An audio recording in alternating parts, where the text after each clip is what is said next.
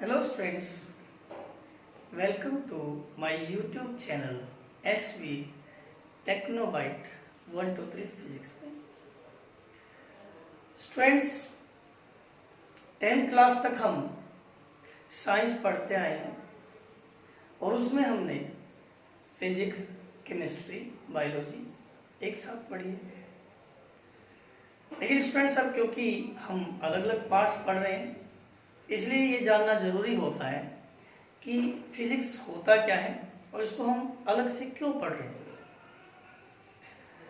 Students, physics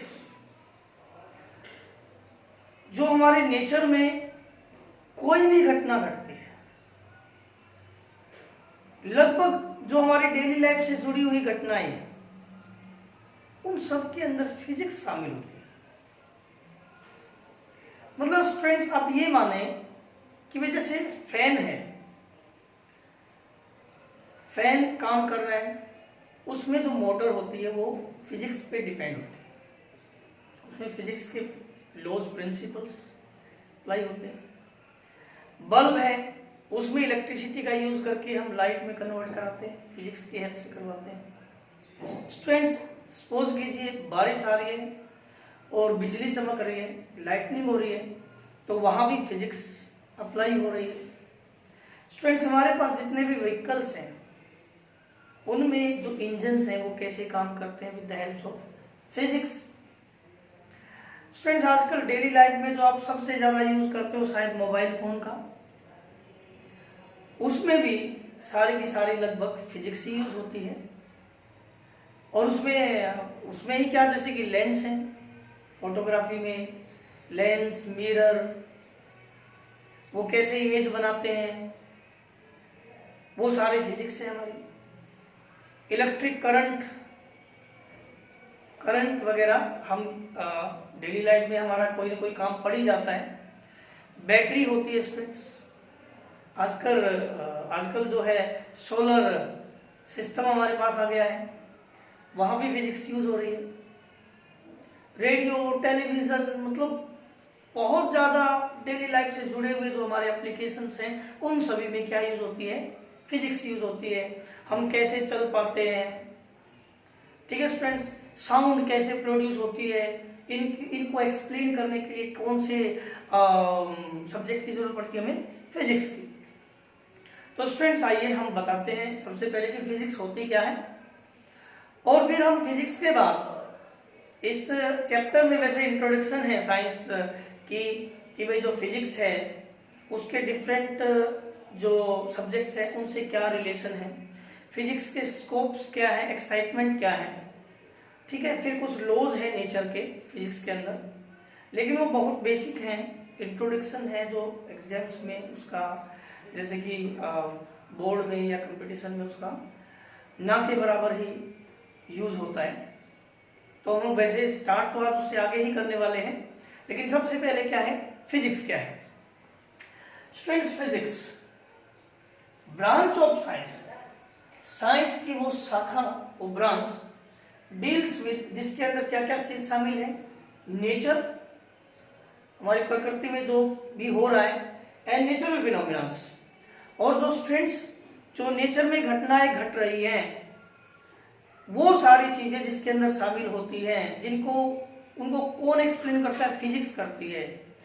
तो branch of science deals with nature and natural phenomena, ठीक है।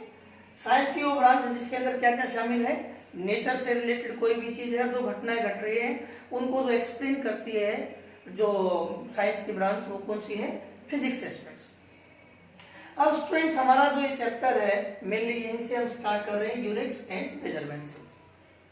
तो सबसे पहले जब हम मेजरमेंट की बात करते हैं, मापना, तो उसके लिए आप मापोगे किसे, मेजर किसे करोगे, तो उसके लिए हमारे पास पहली जो टर्म है वो टर्म है students physical quantity, physical quantities.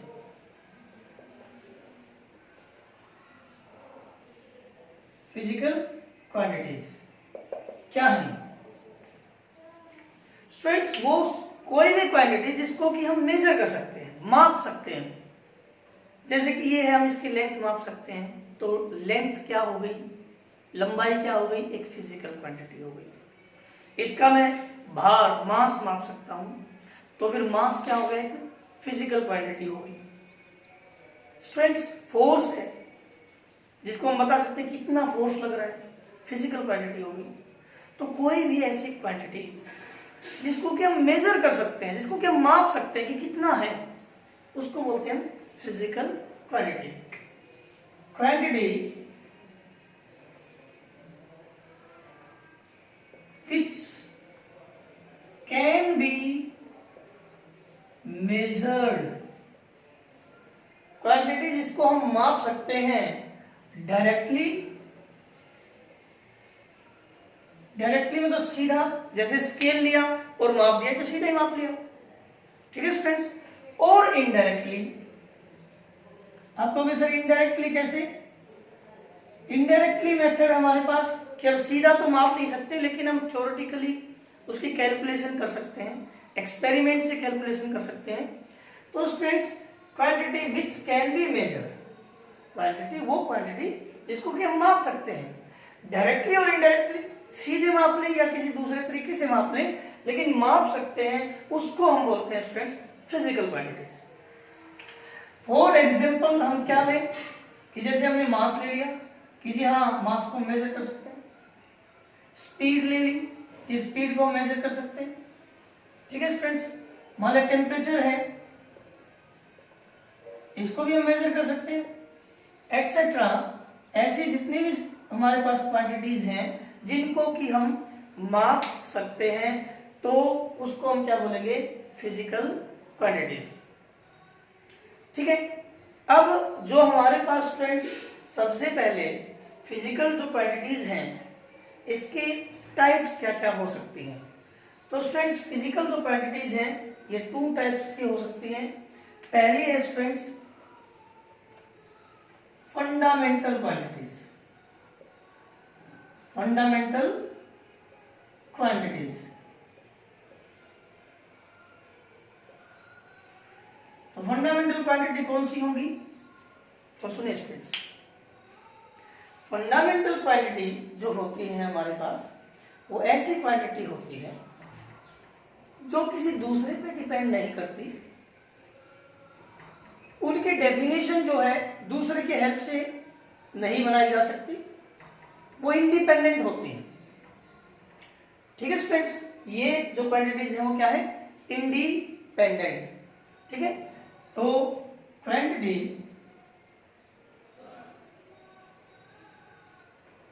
This is independent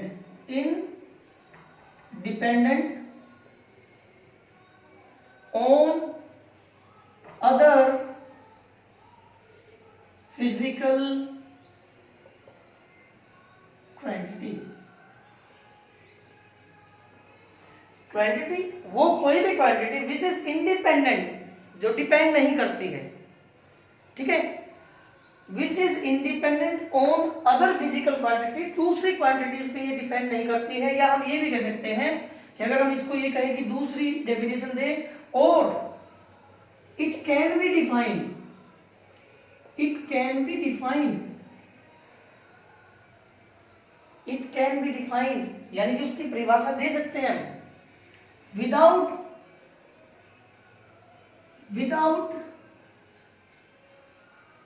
help of, it can be defined without help of any other physical quantity। Students, इसको हम डिफाइन कर सकते हैं, इसकी हम परिभाषा दे सकते हैं विदाउट हेल्प ऑफ, हमें जरूरत नहीं है किसी और की, without help of any other physical quantity, किसी दूसरी क्वांटिटी की हेल्प लिए बगैर भी हम अगर इसको डिफाइन कर सकते हैं, तो उस क्वांटिटी को हम बोलते हैं फंडामेंटल क्वांटिटी। फॉर एग्जांपल के लिए स्टूडेंट्स, हमारे पास 7 फंडामेंटल क्वांटिटीज हैं, जैसे मास है, लेंथ है, टाइम है, आगे भी है, लेकिन फिलहाल एग्जाम्पल के लिए हम ले रहे हैं मास। मास को डिफाइन करने के लिए या फिर मतलब डिफाइन करने के लिए हमें किसी दूसरी क्वांटिटी की जरूरत नहीं पड़ती है, ठीक है स्टूडेंट्स। और ये इंडिपेंडेंट है दूसरी क्वांटिटी से, इसका कोई लेना देना नहीं है दूसरी क्वांटिटी से, ये उन पे बेस्ड नहीं है। ऐसे ही लेंथ है और ऐसे ही टाइम है। स्टूडेंट्स दूसरी जो हमारी क्वांटिटी होती है उसको हम बोलते हैं डिराइव्ड क्वांटिटी। डिराइव्ड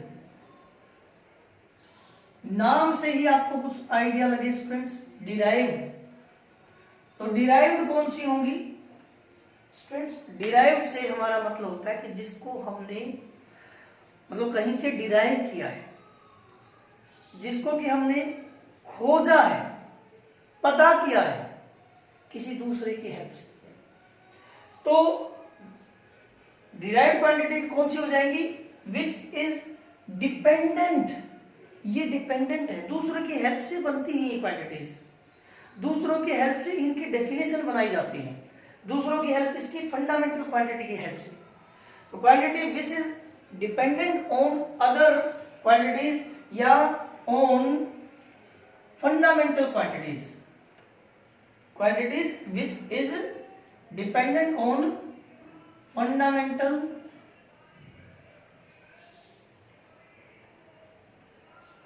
क्वांटिटीज, वो क्वांटिटी जो कि फंडामेंटल क्वांटिटी यानी कि मास, लेंथ, टाइम, टेम्परेचर उन पे डिपेंड करती है, उन क्वांटिटी को हम बोलते हैं डिराइव्ड, कि हमने बनाई है, डिराइव की है। फ्रेंड्स अगर हम बात करें कि भाई दूसरी डेफिनेशन की भी, तो हम ये कह सकते हैं it can be defined with the help of, या इट इज डिफाइंड, इसको हम कह सकते हैं ये कोई क्वांटिटी है तो it is defined with the help of any, या एनी की बजाय हम इसको कर सकते हैं it is defined with the help of fundamental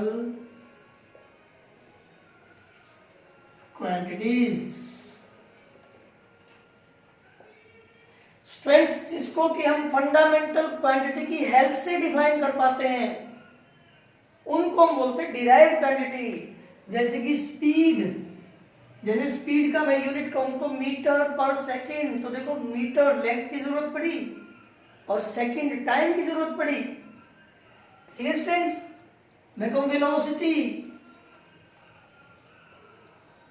ऐसी फोर्स और बहुत सारी क्वांटिटीज हैं ऐसी, डिराइव्ड क्वांटिटीज तो बहुत ज्यादा है, ठीक है स्टूडेंट्स। तो हमारे पास दो क्वांटिटीज हैं, कौन कौन सी क्वांटिटी हैं? एक तो फंडामेंटल क्वांटिटी जो हमने पढ़ा था, दूसरी डिराइव्ड। एक बार फिर से मैं आपको बता रहा हूँ स्टूडेंट्स, फिजिकल क्वांटिटी कौन सी होती है जिनको कि हम मेजर कर सकते हैं, ठीक है, माप सकते हैं, उसके बारे में बता सकते हैं कि इसकी अमाउंट कितनी है वगैरह वगैरह, ठीक है। ये फिजिकल क्वांटिटीज है। अब फिजिकल क्वांटिटीज में दो होती है हमारे पास, एक तो होती है फंडामेंटल जो बेसिक है, जो कि इंडिपेंडेंट है अदर क्वांटिटीज पे, और दूसरी होती है डिराइव्ड जो कि डिपेंडेंट है। डिराइव्ड जो है वो फंडामेंटल क्वांटिटीज की हेल्प से डिराइव की जाती है, ठीक है स्टूडेंट्स, ओके। अब देखिए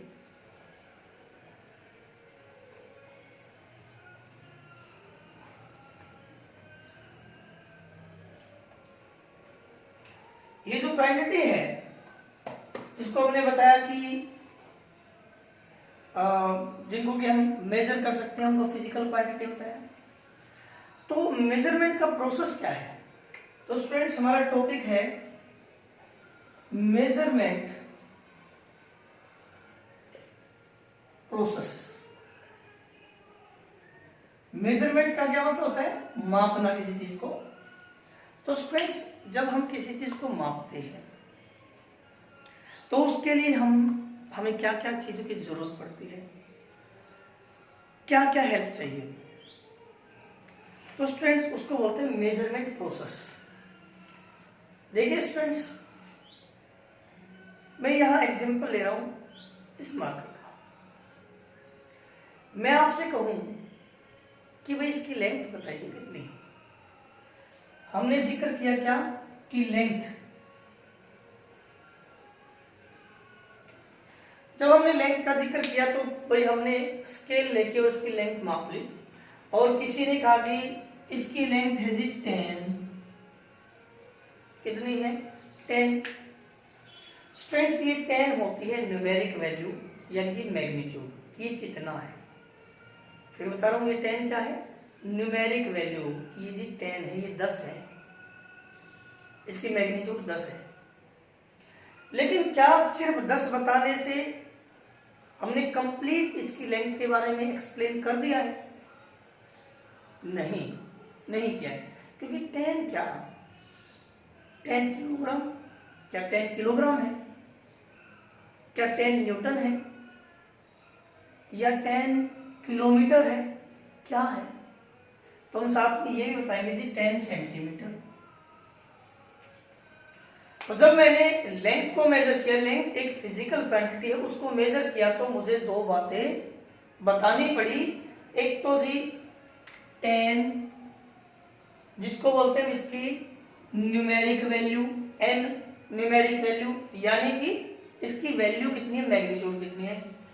दूसरा बताना पड़ा सेंटीमीटर, यानी कि इसका यूनिट।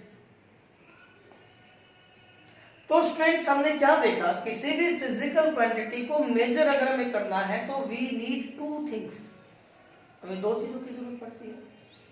कौन कौन सी?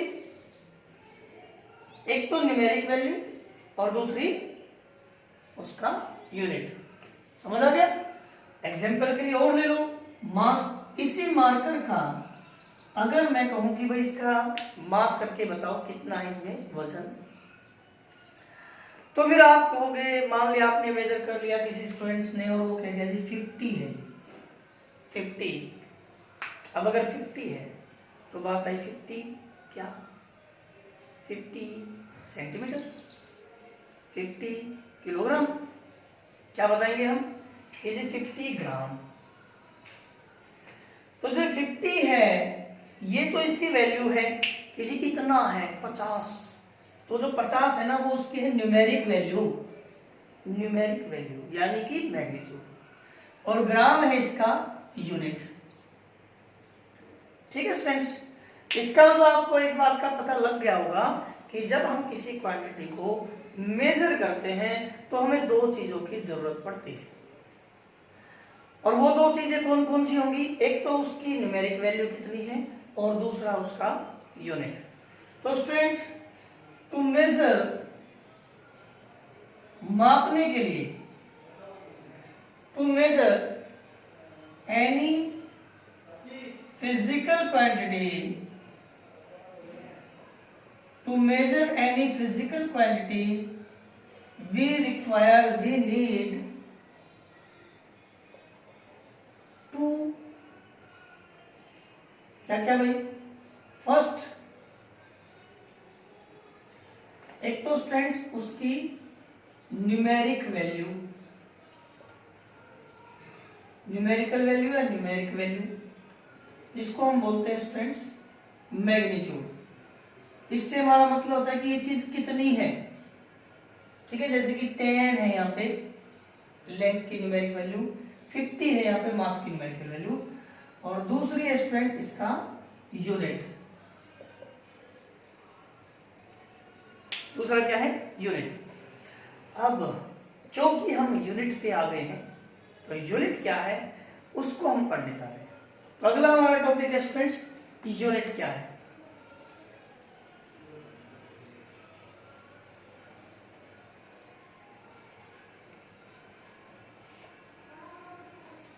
Unit,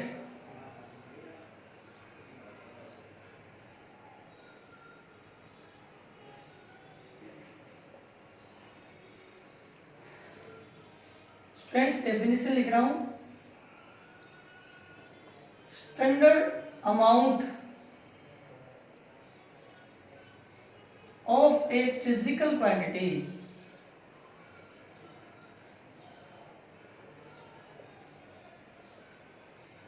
standard amount of a physical quantity used to measure the same amount, same kind of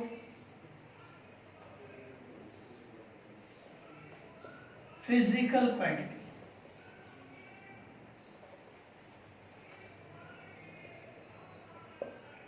ध्यान से समझो students, standard amount of a physical quantity, किसी भी फिजिकल क्वांटिटी की एक अमाउंट है, कुछ खास amount, use to measure the same kind of physical quantity, उसी टाइप की, उसी तरह की क्वांटिटी को मापने के लिए हम एक स्टैंडर्ड अमाउंट लेते हैं। ऐसे डेफिनेशन से शायद इतना क्लियर ना हो, तो सुनो कि मान लिया मुझे मास को मेजर करना है। किसको मेजर करना है? मास को। मास को मेजर करने के लिए मैंने यूनिट ले लिया किलोग्राम, 1 किलोग्राम। तो 1 किलोग्राम क्या है तो मास ही, और इसको क्या चीज मेजर करने के लिए यूज करेंगे? मास को ही मेजर करने के लिए करेंगे। ठीक है स्टूडेंट्स, मास को ही मेजर करने के लिए यूज करेंगे। ठीक है, लेकिन ये भाई 1 किलोग्राम एक खास अमाउंट हो गई, इतना है 1 किलोग्राम, जो डेफिनेशन हम आगे देंगे कि 1 किलोग्राम कितना है। लेकिन अगर हम ध्यान दें, standard amount of a physical quantity, mass की आपने कुछ ये अमाउंट ली है, 1 किलोग्राम मास की एक अमाउंट है, इतना होता है 1 किलोग्राम मास, उसकी डेफिनेशन अलग है, जिसको कि हम यूज करते हैं same kind of physical quantity को मेजर करने के लिए, वैसी ही क्वांटिटी को मेजर करने के लिए। यानी कि किलोग्राम जो है वो कुछ मास है, और इसका हम यूज क्या करेंगे? मास को ही मेजर करने के लिए करेंगे। या जैसे लेंथ के लिए आपने यूनिट ले लिया 1 मीटर, तो 1 मीटर क्या है? 1 मीटर कुछ लेंथ है जिसका हम यूज करते हैं लेंथ को ही मेजर करने के लिए। 1 मीटर क्या है? कुछ लेंथ है, कितनी है वो तो हम इसके डिफाइन करेंगे आगे, लेकिन 1 मीटर कुछ लेंथ है, अमाउंट, स्टैंडर्ड अमाउंट है कुछ फिजिकल क्वांटिटी की। जैसे 1 metre is a physical quantity is that is used to measure the length. ठीक है, तो या कह सकते हैं कि 1 metre is the length used to measure the length. 1 metre उतनी लेंथ है जिसको कि हम लेंथ को मेजर करने के लिए यूज करते हैं। तो 1 मीटर एक यूनिट ही है ना। तो यूनिट क्या है? किसी भी क्वांटिटी की एक हम कुछ अमाउंट लेते हैं, स्टैंडर्ड अमाउंट, वो फिक्स है, जिसका हम यूज करते हैं क्या करने के लिए? उसी तरह की क्वांटिटी को मेजर करने के लिए। ठीक है स्टूडेंट्स, जैसे कि 1 मीटर लेंथ है, तो फिर 1 मीटर से हम कितने भी लेंथ को मेजर कर सकते हैं। तो 1 मीटर क्या है? लेंथ का यूनिट है। ठीक है, जैसे टाइम का यूनिट है सेकंड, है तो ये टाइम, और मेजर भी किसको करेगा? टाइम को ही करेगा। 1 सेकंड, फिर 2 हो गई, फिर 3 हो गई, फिर 4 हो गई। ठीक है, टाइम को ही मेजर करने के लिए। तो स्टूडेंट्स यहाँ पे यूनिट क्या है? Standard amount of a physical quantity used to measure the same quantity of same kind of physical quantity. ठीक है स्टूडेंट्स, अब जो आप यूनिट यूज करते हो उसके कैरेक्टरिस्टिक्स आपके क्या होने चाहिए, यानी कि जो हमारी यूनिट है उसके डिजायरेबल कैरेक्टरिस्टिक्स क्या होने चाहिए। तो देखिए students,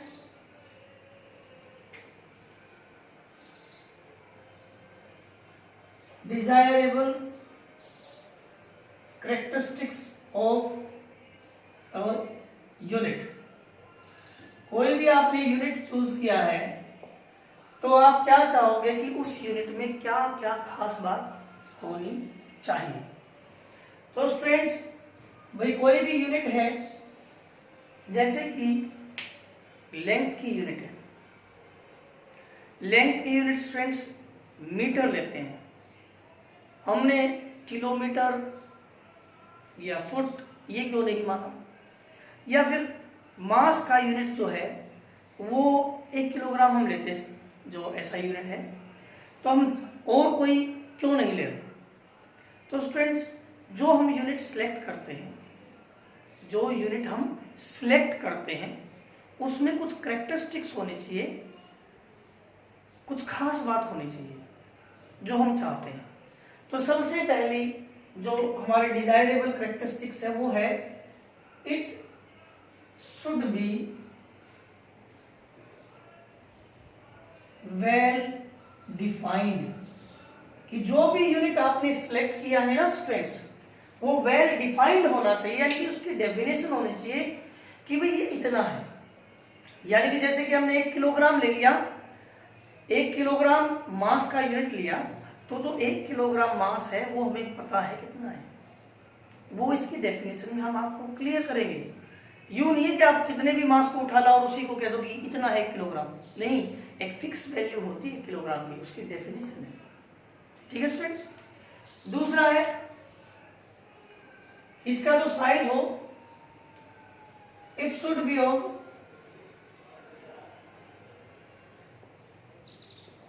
suitable size,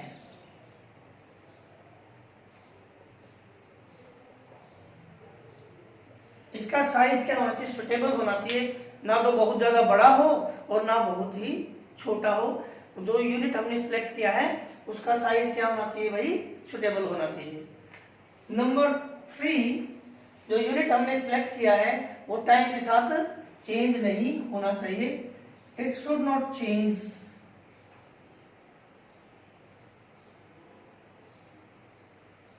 with the time, time के साथ बदलते नहीं रहना चाहिए, फिक्स रहना चाहिए। फिर है स्टूडेंट्स हमारे पास कि भाई ये जो है क्वांटिटी, ये जो यूनिट है इट शुड नॉट चेंज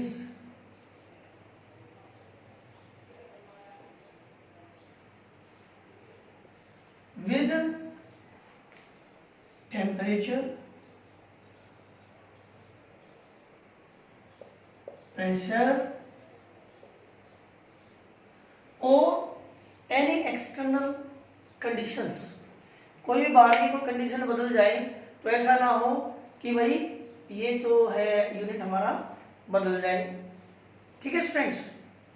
फिर हम इसको आगे और भी कह सकते हैं कि भाई ये क्या होना चाहिए? इजीली एक्सेसिबल होना चाहिए, इट शुड बी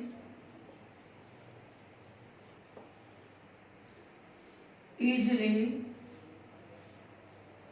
एक्सेसिबल, कि हमारी पहुंच में भी होना चाहिए, हमें मिल भी जाए। ठीक है स्टूडेंट्स। और जो लास्ट हमारा है वो है students internationally acceptable, it should be internationally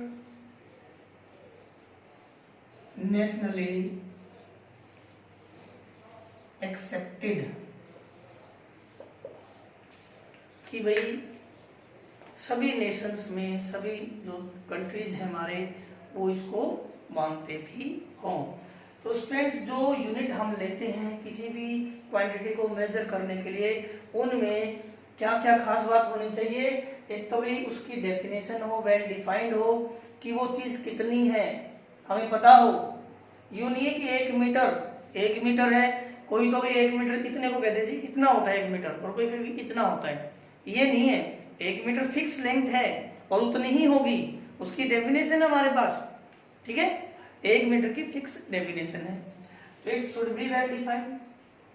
उसका जो साइज होना चाहिए वो सुटेबल होना चाहिए, ना तो कम ना ज्यादा। टाइम के साथ चेंज नहीं होना चाहिए यूनिट को। टेम्परेचर, प्रेशर, अगर एक्सटर्नल कंडीशंस चेंज होती है तो उसके साथ चेंज नहीं होना चाहिए। इजीली एक्सेसिबल, हमारी पहुंच में हो। ठीक है, और इंटरनेशनली एक्सेप्टेड, और उसको पूरे वर्ल्ड में माना जाए। ठीक है स्टूडेंट्स। आप ये उम्मीद है कि आपको ये जो टॉपिक है क्लियर हुए होंगे। इसके बाद हम जो यूनिट्स हैं, सिस्टम ऑफ यूनिट्स हैं, सीजीएस सिस्टम है, एमके सिस्टम है, एफपीएस सिस्टम है, एसआई सिस्टम है, हम उसको पढ़ेंगे। उसके लिए नेक्स्ट वीडियो में आप तैयार रहिए। तब तक आप इसको रीड करें, लर्न करें। ठीक है, ओके।